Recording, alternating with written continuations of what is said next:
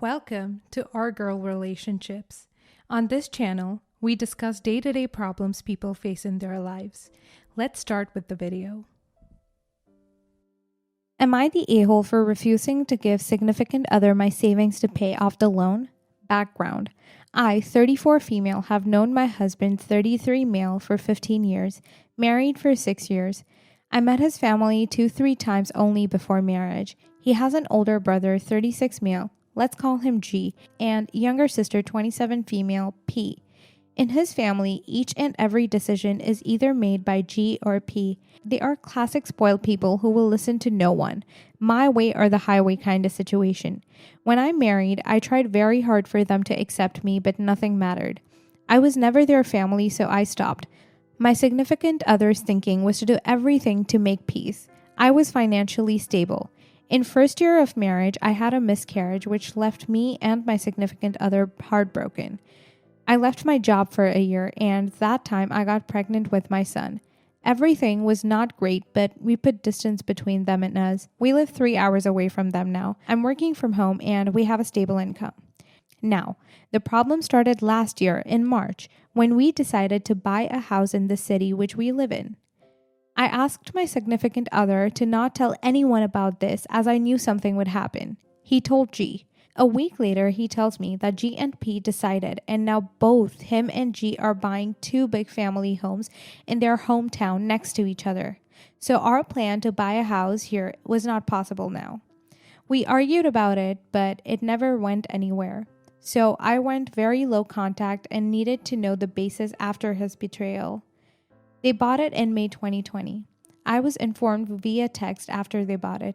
I was the only one in the family who didn't know about this. Now, G's land and his house is in his and his wife's name, but significant other's land and house is in his and my father-in-law's name. They both took loan for this. My father-in-law is helping to pay the loan for G, and he doesn't have a stable income. Father-in-law's generous offer was not applicable for my significant other because, according to him, he has lost the privilege when he moved out so far for my mental health. A week before, at a family gathering, P suggested that I should help pay off the loan, as they know I've been saving since I started working and I've saved a lot.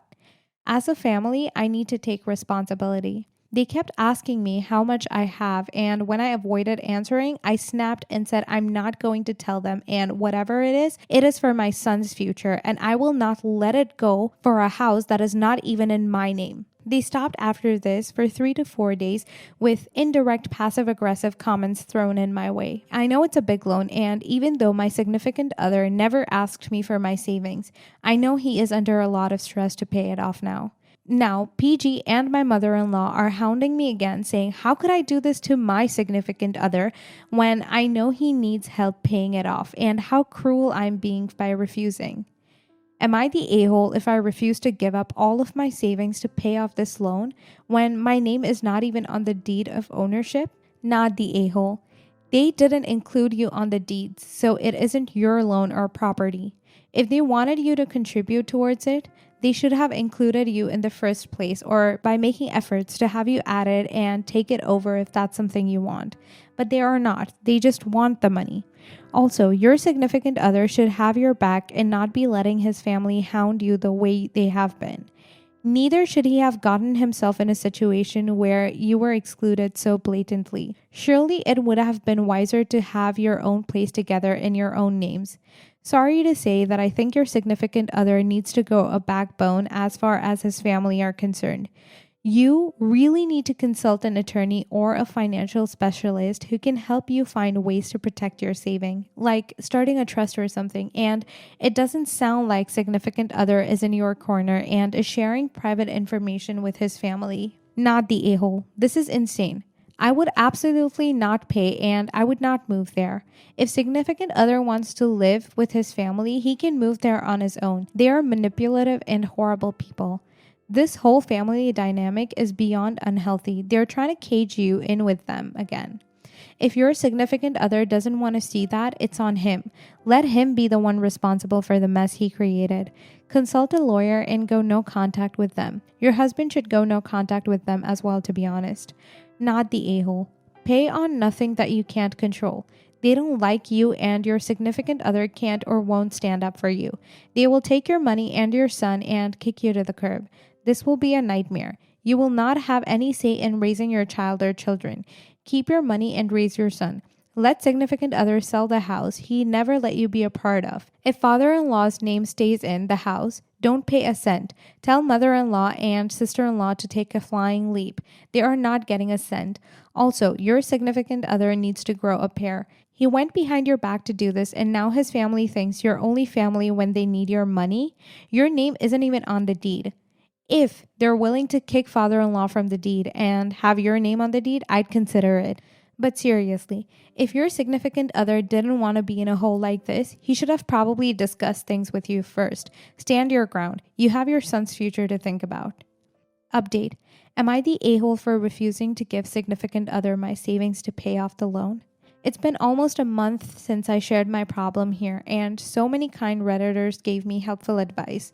So much has happened since. I didn't want to face my problems, and frankly, I was too afraid of consequences if I did. I didn't think I had it in me to stand up for myself, but thank you guys. You helped me so much. Now, for the update. I'm happy to share with you guys that everything is going great for my family. I got excellent financial advice from a lawyer as you suggested. I have secured my financial and made a trust fund for my son. After my last update, my husband didn't contact me for a whole week. He showed up at my parents with a lawyer and papers for the property he bought with my father-in-law. Turns out my father-in-law emptied all of his retirement fund to help my brother-in-law. In our culture, son takes all responsibility and care in old age of parents, and as my brother-in-law is not capable to provide, my husband basically blackmailed my father-in-law that if he didn't transfer ownership rights to husband alone, he won't support his old age care. Not proud or approve the tactic, but father-in-law otherwise would not have conceded. He asked me what I want to do with it. Do I want it on my name or do I want to sell it? We decided to sell the house. The lawyer ensured that the house would sell smoothly without any problems from anyone claiming wrongdoings or fraud. Husband and I are going to couples therapy and it's going great. He realized his actions have hurted me. He loves me and my son and is willing to do everything to rectify our current situation and have my trust back. His words. I'm going with the flow right now. I've made it clear that I won't tolerate anything now. He also went no contact with his family. The house sold so quickly as it was prime property. He paid all of the loan he had and we still have a sufficient amount to buy a new house in the city we live in. I refused to move back to the rental. Petty, I know. So he shifted with me to my parents' house. We have bought a house and it will take 6 months for renovation and such, but we will be living in our house in no time. Yay. After finding out my house got sold, my in-law started harassing me on social media, on phone, and even came to my parents' house. We blocked everyone and went no contact with his family. My brother is handling the in-laws. Thank you everyone for both their guidance and criticism. We won't be here without it and are grateful for it. Did your father-in-law contribute to the down payment or mortgage payments for the house at all? If he did, then it seems like a dick move to sell it and not give him any money. No, he didn't put down a single penny. He provided financial support to my brother-in-law, but not for my husband. My husband took a loan for it and he paid the down payment in mortgage. I'm glad things are getting better and I truly hope your marriage works out. Just one thing. You mentioned going to counseling, but I would add that if you do not have a prenup protecting you, I would insist on getting a post-nuptial agreement before going forward. Yeah, thank you for suggesting that. We have already talked about it and he actually wants to do that. We're still in the process of correcting some of our poor decisions. I find it hard to believe that 30 days was sufficient time to blackmail father-in-law, transfer full ownership to your husband, sell that house, and buy a new house. I don't know how much time it takes where you live, but we sold the house to a friend who is in the real estate business. It was a prime property since my husband bought it last year. They were having offers for it for some time. That's why it sold quickly. And as to buying our house, as I told in my original post, we were searching for houses before March 2020. We had some 5 listed and 2 of them were still available. We put the down payment and started renovations. It will take up to 6 months to complete. Then we will shift. Right now we're living with my parents. As to how my husband convinced father-in-law and how much time did he take, I don't know and I don't care. I'm just happy that they're not going to mess up my family again. Next story. Am I the a-hole for calling my coworker a 30-something creep still living with his parents? I, 26 female, broke up with my abusive boyfriend almost a year ago. I'm going to therapy, taking meds to treat my depression, and oh boy, I feel I'm flourishing. I have a coworker, Mike, 34, who has always had a crush with me. I always rejected him as I was in a relationship. By the time my relationship was about to end, almost everybody in our office knew something was deeply wrong with my boyfriend, and everybody cherished it when we finally broke up. I guess Mike thought this was the right moment to get close to me. I told him no because I wanted to be alone to heal. He said that he wanted us to be just friends. I said okay. Mike is known for being a nice guy, and I think everybody in the office was shipping us. A few months ago, Mike asked me again to go on a date, and I agreed. We were going to dinner and then to his place to play a board game we are both fond of. Dinner was awkward. There was no chemistry, and Mike only talked about how I was finally doing the right thing by dating him. When we went to his place where he lives with his parents, both his parents were there. He introduced me to his parents like his girlfriend. His mom started to ask me if I can cook because Mickey likes to eat well.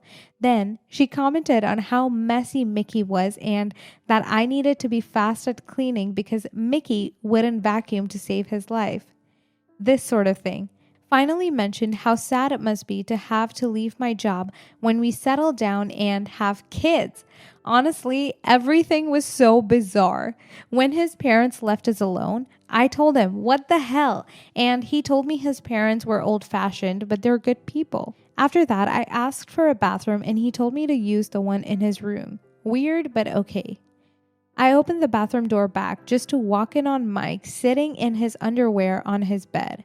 It was too much and I freaked out. He tried to kiss me, and when I kicked him, he told me he was sorry, that he misunderstood my signals. I left and told him to never ask me out again. I started ignoring him altogether at work, but through a friend, I learned he has been bad-mouthing me, calling me a weird, crazy one, and telling how he was nothing but good to me.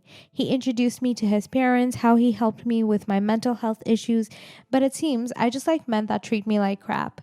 Days ago, all my coworkers, including Mike and I, were hanging out after work and someone brought up the Mike and I dating topic. Mike said we didn't work because he was not my type and everybody supported him, clapped back on his back and said how nice he was. I lost him and told him the reason we didn't work because he was a 30-something creep living with his parents that thinks too highly of himself and left. Everybody in the office seems to think I'm the a-hole and a crazy one. Even my friend says that while it's true, I shouldn't have said it in front of everyone. Edit. By the way, I don't think there's something inherently wrong with living with your parents, but by the chat with his parents, it's clear that this dude doesn't have any basic living skills. His mom cooks, cleans, and does his laundry for him. Not the a-hole. You should tell the others what you have mentioned in your post. If they don't see the point or agree with you, then they just suck and there's nothing you can do. Besides, I feel like even if you two got together, your relationship would definitely not last due to his parents' problematic neglect of teaching him basic life skills. There's nothing wrong living with your parents in your 30s, but the way he handled the rejection and the date says all you need to know about him. It only makes you seem like an a-hole because of the way you said the last bit. If you had changed the dialogue and explained why it actually didn't go well, your coworkers would most likely change their minds. Not the a-hole. But you shouldn't have said your issue was that he lived with his parents. The issue was that he stripped to his underwear when you just went to the bathroom, after a dinner with no chemistry, and after his parents told you should plan to be his stepford wife. Not the a-hole, but you do have bad timing. If you were going to tell your coworkers that Mike was a creep, which is basically your prerogative after the nightmare date, you probably should have done it sooner. Doing it months later, right at a time when their coworkers are reassuring him, was bound to make for an awkward moment and likely to make your coworkers take his side. I understand you thinking he's a creep and even telling others so, but why do you do it right then? Because when people asked me about the date or why we stopped dating, I was too embarrassed to say the truth. I just went through an abusive relationship that left me in a bad place. I was ashamed to admit how terrible in a friendly tone. So, where did you say those files are? Or did you end up going to that concert? Over and over again until they stop asking. The switch to a friendly tone will allow you to set boundaries and hopefully preserve your working relationships with your colleagues. Source: someone who gets paid to argue with teenagers.